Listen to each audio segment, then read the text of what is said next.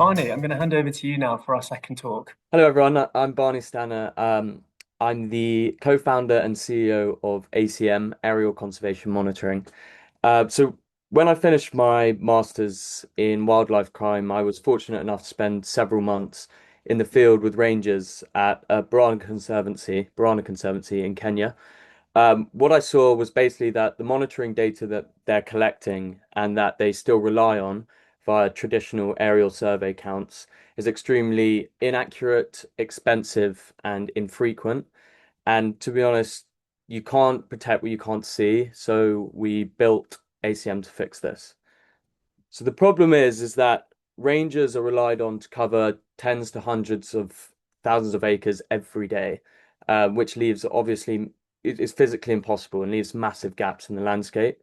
And then the traditional aerial surveys that are designed to do the species counts, which are literally helicopters and planes still, and someone sticking their head out the side and basically trying to count all the animals that they can see whilst going at 300 kilometers per hour cost between 20 to 100K, and recent studies show they miss 40 to 45% of all the animals. So therefore, there's no full kind of clear picture of the landscape, and what that does is it leads to a massive increase in poaching, raiding, human wildlife conflict threats, and therefore danger to both the wildlife, but also the rangers on the ground. So at ACM, what we're doing is we're building an aerial intelligence system, basically. What we're doing is building an AI model that can identify, count, and map species from aerial imagery. So our AI models will run on fixed wing drones and in the future also multi-rotor drones. All the footage during the flights will pass through our AI model, and the detections will be sent down to operations rooms in real time. So these detections will be georeferenced and geolocated and can be pushed into GIS mapping platforms such as Earth Ranger, and therefore giving rangers and conservancy teams a kind of full landscape visibility. And I had a call with the head of Earth Ranger the other day, which was extremely exciting as we are looking to integrate with their platform, and we have conversations kind of ongoing there. So there are kind of three main pillars that we're solving. I touched on the accuracy side. So Richard Lamprey is the author of that study, which shows that traditional aerial census operations miss 40 to 45% of all animals. I was actually on a call with him last week, and he said that this number is actually closer to the 70 percentiles, which is crazy considering the cost. And he's actually now taking a different kind of angle, which is photographing full protected areas. And this produces a huge amount of data, but he does it because it's more accurate. But the problem is his small team take around 9 months to analyze all of these photos and give an accurate count, which is just unfortunately not scalable. And then there's the emission problem. So take Barana Conservancy, where I was in the field. It's a very small conservancy, 132 kilometers squared. Helicopters and small aircrafts produce a huge amount of CO2. Um, Compared to a fixed wing drone that's doing the same census operation on transects would be 90 to 97% lower direct emissions. And then the overarching thing is the cost. It's mandatory for most protected areas across East Africa and Southern Africa to do species counts, and they're done every 1 to 3 years. They cost an extremely, a massive amount of money. Helicopters, $25 per kilometer squared plus, and aircrafts usually between 12 to 18. But ACM, our drone censuses would be far cheaper, but the real value is in the output, georeference data, and in days rather than months.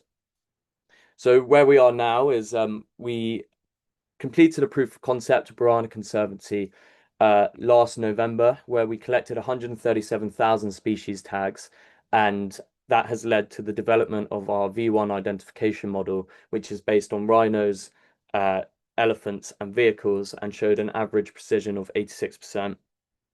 We have multiple conservancies that have signed letters of intent and also have the technical and operational partners in place to scale, which is, very exciting.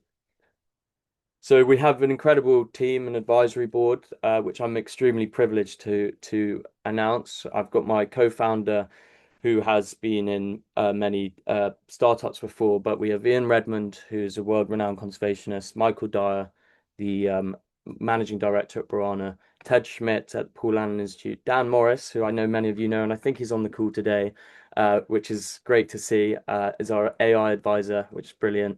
And then Bakachi Akatsa and Aaron Kamikil are in-country drone operators and growth advisor, which is great. And then to touch briefly, what we're doing now is we're trying to raise 250,000, and this is to do 1 to 6 months of further validation and training because it's extremely important to gather a variety of data over different environments, different seasons, and the specific animals in different environments to make sure that our AI model can transfer across different conservancies and landscapes. So that's a big part of what we need to do, and then hopefully go into some pilots and testing alongside traditional census operations. So this is kind of picture of this, some pictures of me in the field at Barana, the AI identifying on the bottom right and the training in the bottom left. I just thought it'd be nice for you guys to have a kind of visual of that. And then obviously, look at the rangers on the foot patrols, these huge landscapes that they have to cover every day. But yeah, I just want to say thank you to everyone for listening and those that will listen. I'd love for people to connect with me. I absolutely love talking about what we're building, and I open to any conversation, whether people just want to learn more about what we're building or further than that, we are looking for specific conservation sites, drone operators that would be interested in funding and people that just can think about what we're collecting data wise and use that for research. But my contact details are down bottom left, so please do reach out to me. But yeah, thank you very much everyone for listening. Thank you very much, Barney. It's super exciting. Yeah, thanks for sharing the really awesome initiative that you developed. Please put your contact details in the chat as well, in case a few people want to reach out to you. We've had a couple of questions coming at the end. We've got a few minutes. So first of all, from Riley, are you using videos or images? If images, how do you account for double counting? So we are using we're splitting our videos that we've created into images, and we're using the images to train the AI model. But when we are going to be in the field, we will be the inference will be on video feed, and using technical partners such as Visguard that we have had conversations with. Their software allows for tracking of objects through the screen. So therefore, as the drone flies over, the tracking will continuously happen until the animal's from the top, since the drone's passed over it, rather than it doing double counting and sending that through. Fantastic. And what is the drone that you're using? That was a question from Martin. Well, so we're going to use a fixed wing drone. We haven't got a specific type yet. What we are not labeling ourselves is as a drone operator or manufacturer. So we want to work through licensed drone partners. We have a drone partner in Nairobi called Phantom Technologies, and we're currently in discussions with multiple drone companies to discuss maybe which drone platform we're going to use, and that would work with our kind of setup. So I don't have a specific type for you currently, unfortunately. Thank you very much. And there's a couple more questions in the chat, which I would love for you to go and answer. Maybe Dan can jump in as well. But yeah, some really great questions from Bhavesh and Maria. But thank you so much, Barney.